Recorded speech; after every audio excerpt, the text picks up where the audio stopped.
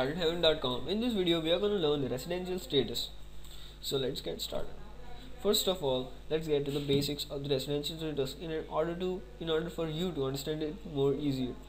So first of all, residential status for an individual HUF is there are basically two kinds of residential status for an individual and HUF. We're not going to talk about companies, AOP, board of like BOI, etc. stuff.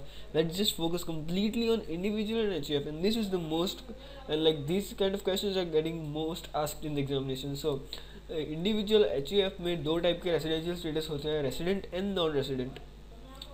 Resident and non resident. And in resident के भी दो types होते हैं, ordinary and not ordinarily. Okay, so income tax में as usual इस सब की conditions है. रेसिडेंशियल स्टेटस के लिए आपको दो कंडीशंस सेटिस्फाई करनी पड़ेगी, ऑर्डिनरी के लिए और दो कंडीशंस है. इसमें ऑप्शन है ये दो में, तो हम लोग ये चारों कंडीशंस एकदम एक्सट्रीमली डिटेल में देखने वाले हैं. So let's get started. So first of all let's get to the basic conditions. So ये जो दो कंडीशंस हैं, ये रेसिडेंट के स्टेटस के लिए इन्हें बेसिक कंडीशंस कहते हैं और इन्हें एडिशनल.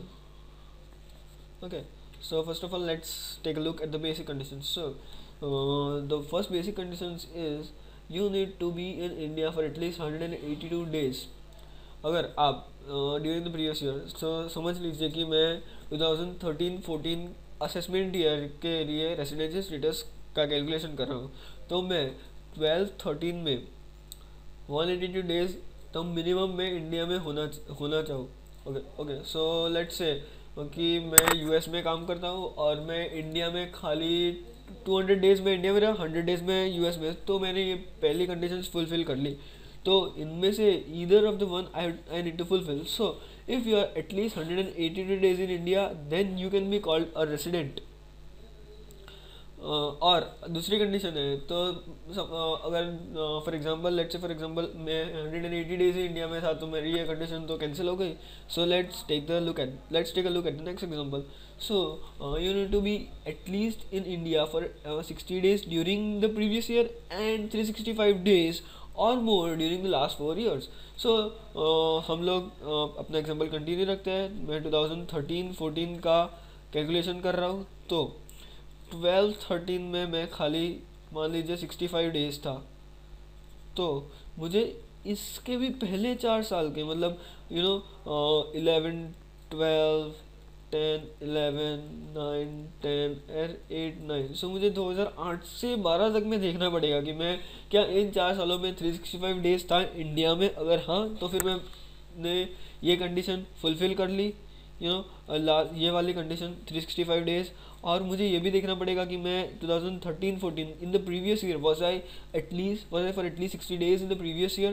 अगर हाँ, तो मैंने ये कंडीशन भी फुलफ़िल कर ली. तो अगर ये दोनों कंडीशन साथ में फुलफ़िल कर दी, देखिए ये वर्ड है एंड, इट इज़ नॉट और, so we need to fulfil these both conditions at the same point of time.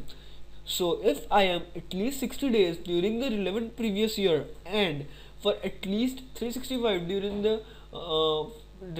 during the last 4 years immediately preceding the previous year, then I am able to fulfill this second condition. So if I am able to fulfill any of these both conditions, then I can be called a resident. So अगर ये both conditions इसमें से कोई भी एक either of one I fulfill, तो government मुझे बोल देगी कि आप रेसिडेंट बन गए हो भैया. अभी आपको, और अगर आपको ऑर्डिनरी रेसिडेंट बनना है या फिर नॉन ऑर्डिनरी रेसिडेंट बनना है, तो हम आपको और दो कंडीशंस दे देते हैं, काम करना चालू कर दो. गवर्नमेंट बोलेगी कि ये और दो कंडीशंस फुलफ़िल कर लो, तो हम लोग चले फुलफ़िल कर लेते हैं. तो ये एडिशनल कंडीशंस है. ये कंडीशंस इसके बाद देखी जाती है. सबसे पहले आपको रेसिडेंट का स्टेटस देखना होगा, या क्या कोई इंडिविजुअल ये दो कंडीशंस फुलफ़िल कर लेता है. अगर नहीं करता दो कंडीशंस, तो उसे स्ट्रेट अवे बोल दो भैया तुम नॉन रेसिडेंट हो, अभी तुम्हें कुछ टेंशन लेने की ज़रूरत नहीं है, तुम डायरेक्टली नॉन रेसिडेंट हो. तो तुम्हें तो खाली इंडिया की इनकम जो होगी वही भरनी पड़ेगी, तुम्हें आउट ऑफ की कोई इनकम नहीं भरनी पड़ेगी. अगर ये दो कंडीशंस वो फुलफ़िल कर लेता है, तो फिर हमें आगे देखना रहेगा. तो लेट्स सी. सो आगे ये कंडीशंस है ना, ये रूल्स स्ट्रिंजेंट हो जाते हैं. गवर्नमेंट अभी बोलेगी कि आपको तो बहुत सारी कंडीशंस फुलफ़िल करनी पड़ेगी. ये दोनों कंडीशंस हैं, इधर वो और वाला वर्ड नहीं है, देखिए इधर मैंने और लिखा था, इसमें से खाली एक ही कंडीशन फुलफिल करनी रही थी, पर इधर और नहीं, इधर एंड है, तो हमें ये दोनों साथ में फुलफिल करनी रहेगी। सो इसमें फर्स्ट कंडीशन ये है कि हमें एटलीस्ट 730 डेज इंडिया में रहना पड़ेगा immediately preceding the previous year में। तो अगर मैं 2013-14 का कैलकुलेट कर रहा हूँ तो मेरा प्रीवियस ईयर है 13-14, ओके। मैं अगर कैलकुलेट कर रहा हूँ 14-15 का, तो मुझे 7th 14 से, हाँ, तो मुझे 2007, 8, 9, 10, 11, 12, ये कितने, 6, मुझे 2006 से देखना पड़ेगा कि मैं इंडिया में ये इन 7 सालों में मैं क्या 730 डेज था। अगर हाँ, तो फिर मुझे एक और कंडीशन देखनी पड़ेगी, क्या मैं इन 10 सालों में, अभी तो मुझे और भी पीछे जाना पड़ेगा। अगर मैं 14-15 का गिन रहा हूँ तो मेरा प्रीवियस ईयर हुआ 13-14, तो मुझे 2003 से 2013 तक का देखना पड़ेगा, क्या मैं इन 10 सालों में किन्हीं 2 सालों में रेसिडेंट था। इसका मतलब हुआ, क्या मैं इन 10 सालों में कोई भी 2 साल में ये दो में से एक कंडीशन सेटिस्फाई कर रहा हूँ। अगर हाँ, तो फिर मुझे ये भी मिल जाएगी, ये कंडीशन भी मेरी फुलफिल हो जाएगी, तो फिर मेरी ये कंडीशन भी फुलफिल हो जाएगी। तो अगर आपको समझ में आया हो तो इट्स प्रिटी सिंपल, एकदम ही सिंपल है। आपको 730 दिन वाला गिनना रहेगा। ये 730 दिन पता है कहाँ से आया? It's just a total of 2 days, 365 into 2, 730. So they are saying you need to be in India for at least 2 years out of the 7 immediately preceding years, and you need to be in India for at least 2 years for the 7, and you need to be a resident of those 2 years out of the 10 years. So there is no correlation between them, but I am just making this stuff easier for you guys. So just remember the number 2. So there are 2 conditions. In the first condition there is 2, in the second condition there is also a 2. In the first condition, how we get this 2? 365 into 2, 730, so this is 730. In the second condition, this is 2 years out of the 10 previous years. You need to be a resident, and for resident you need to fulfill either of these 2 conditions. So let's summarize it up. India में individual और HUF के लिए 2 status है, resident and non resident. Resident बनने के लिए आपको 2 conditions होगी। You need to be in India for at least 182 days in the previous year, और you need to be in India for at least 60 days during the previous year and 365 days or more during the last 4 years immediately preceding the previous year. So if you satisfy either of these conditions, government आपको resident बोल देगी, भैया आप resident हो India के। अभी आपको ROR बनना है, मुझे तो भैया रेसिडेंट एंड ऑर्डिनरीली रेसिडेंट बनना है, तो उसके लिए और 2 कंडीशंस है। और इस बार गवर्नमेंट बोलेगी आपको दोनों की दोनों फुलफिल करनी पड़ेगी, कोई बार्गेनिंग नहीं चलेगा, कुछ नहीं चलेगा, मेरे को तो दोनों ही चाहिए भाई। तो उन दोनों कंडीशंस क्या है? 2 conditions pretty simple. You need to be in India for at least 730 days during the 7 immediately preceding years, and a resident for at least 2 of the 7-10 out of the 10 years immediately preceding the previous year. तो आपको simple भाषा में बोले तो आपको 730 दिन India में रहना पड़ेगा पिछले 7 सालों में, और पिछले 10 सालों में किन्हीं 2 सालों में आपको रेसिडेंट बनना पड़ेगा। रेसिडेंट के लिए ये 2 कंडीशंस है, 182 डेज और 60 days and 365 days 4 years. Okay, so I hope you understand this concept very clearly. अगर आपको ये दिमाग में बैठ गया हो, मतलब एकदम क्लियर हो गया हो तो फिर हम आगे एक एग्जांपल देख लेते हैं। और नॉन रेसिडेंट का तो है ही, कोई भी कंडीशन सेटिस्फाई नहीं कर रहा, बेसिक भी नहीं और एडिशनल तो देखनी भी नहीं होती हमको, क्योंकि ये बेसिक ही नहीं कर रहा तो एडिशनल की तो बात ही नहीं आती। ये तो देखनी भी नहीं, खाली देख लेनी कि बेसिक कोई नहीं है तो फिर ये नॉन रेसिडेंट है, बेसिक है तो रेसिडेंट, और एडिशनल है तो ROR, resident and ordinarily resident. और बेसिक है पर एडिशनल नहीं है तो ये एनआरओआर। तो अभी हमारा एग्जांपल देख लेते हैं। A comes to India for the first time on 1st April 2012. He stays in India till 31st March 2014. Calculate the residential status of A for the assessment year 2014-15. So अभी मैं आपको एकदम सिंपल से, मैं ऐसे समझूंगा कि आपको मतलब ये चैप्टर आप पहली बार देख रहे हो, एकदम बेसिक, आपका दिमाग पूरा खाली करके मैं आपको एकदम बच्चे की तरह समझाऊंगा, आपका कॉन्सेप्ट एकदम क्लियर हो जाएगा।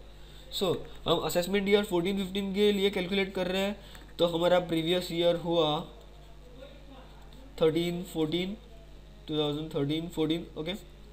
अभी हमारा 13-14 प्रीवियस ईयर हुआ, तो हमको सबसे पहली जो बेसिक कंडीशन है वो देखनी होगी कि क्या वो ये 13-14 में 182 डेज इंडिया में था।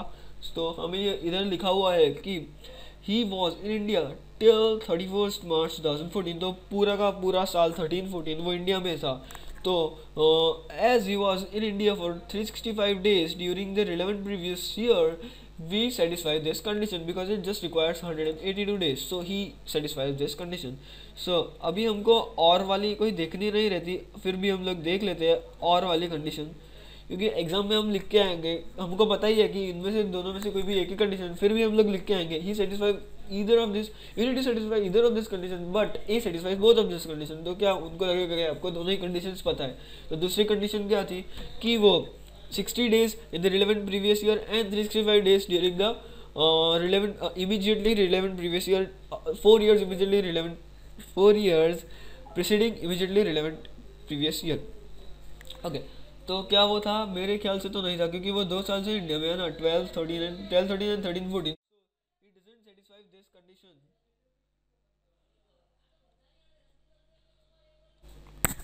Okay, so it doesn't satisfy the second condition, so what we need to look for is, तो भैया इसने एक कंडीशन तो सेटिस्फाई कर ली, तो इसको रेसिडेंट का बैज मिल गया।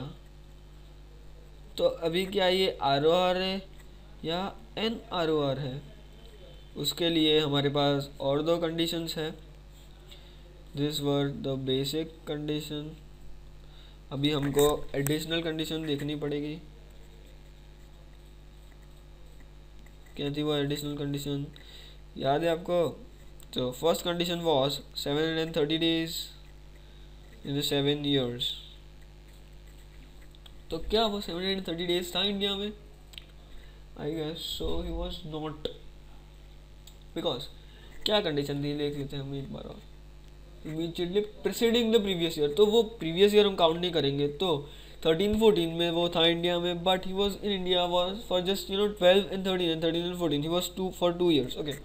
वो 12-13 में था एंड 13-14 में था, तो 12-13 के 365 days and 13-14 के 365 days, but we do not need to count these, so he was just in India for 365 days, so he does not fulfill this additional condition, and as a result of this he's just a resident, because we need to fulfill these both conditions। Also let's take a look at the second condition। Here also he does not fulfill this condition because he need to be a resident for 2 years out of the 10 years। तो वो 1 year में तो resident था, okay, he fulfil this condition, you know, because नहीं, इसमें भी relevant previous year, तो ये कंडीशन भी फुलफिल नहीं करता, क्योंकि वो 1 ईयर में तो रेसिडेंट है। इसमें तो ये रेसिडेंट है क्योंकि वो 182 डेज वाली कंडीशन फुलफिल कर लेता है, but he does not fulfil the second condition. He is not a relevant, he is not a resident in 2 years, he is just resident in 1 year, so he does not fulfill this additional condition, and as a result of this he is not an resident and ordinarily resident। I hope the concept got clear. If you have any questions, ask in the comment section below, and do not forget to subscribe for chartedheaven.com। I hope you understand the concept of residential status. In the next video we will look at how to find out the residential status of a company or some organization or any other person than individual in HUF। I hope you enjoyed. Thanks for watching and subscribe.